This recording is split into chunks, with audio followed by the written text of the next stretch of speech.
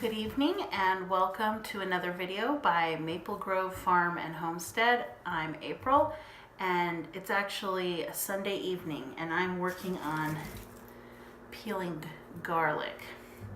My garlic this year came out of the garden. I don't know if you can tell there, you can a little bit.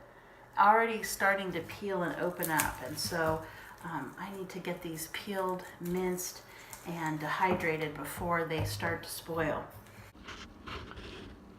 I ended up having to peel the majority of my garlic harvest. There just wasn't a lot there that I thought would make it for very long. I have a few soft neck heads that I kept that will hopefully make it, but I ordered new garlic seed this year because I want to get more in the garden this fall, and hoping to just kind of improve our overall garlic harvest.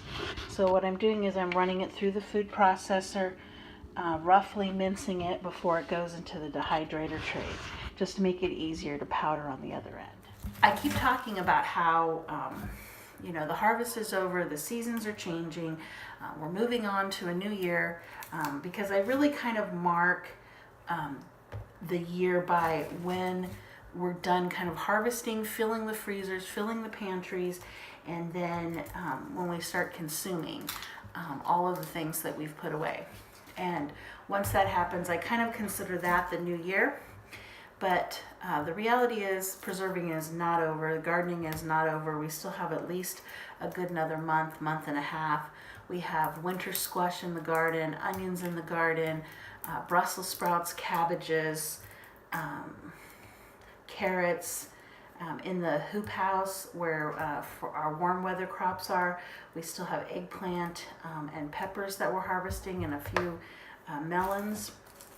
Of course, I've replanted for our winter garden and our fall garden, but not even counting those, I have carrot seeds and dry beans. Those still need to be harvested. I still have a few herbs I need to pull out of the herb garden and get dried. I'm drying grapes right now. I still have tomatoes to dry.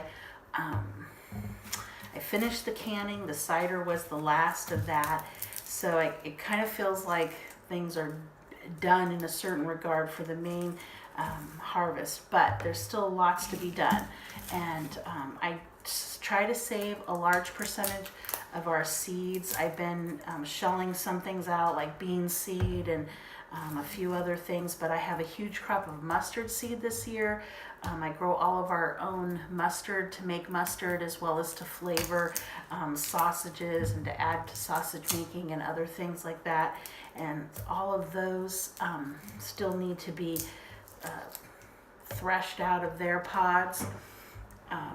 Carrot seed needs to be saved. So I've just been storing those away in like storage containers, Tupperware containers, bags that aren't tight, loose fitting things, so until I have time to get to those. So I have beef bones I'm still processing from a beef. I've been catching up on the baking and refilling the freezers with baked goods. So yeah, there's still lots of preserving going on here at the farm. Will be probably for another month and a half.